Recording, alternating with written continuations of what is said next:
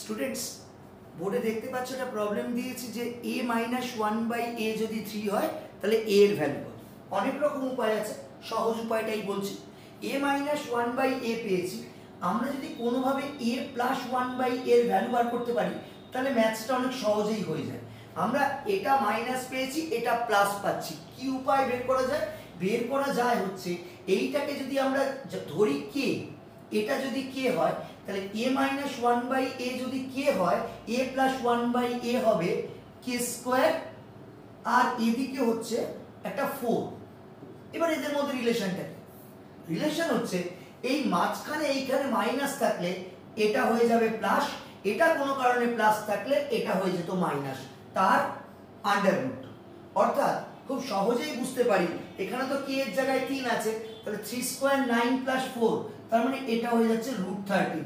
এবার দেখো a minus one by এর ভ্যালু আছে, a প্লাস ওয়ান বাই এর ভ্যালু আমরা বার করেছি, যোগ করলে 1 বাই এ এলিমিনেট হবে। তাহলে একটা এ দুটো এ, শুধু a মানে কি এই দুটোর যোগফলকে 2 দিয়ে ডিভাইড করে দেবো, তাহলে ডাইরেক্ট আমি আনসার বলতে পারি a equal to 3 plus root 13 by 2।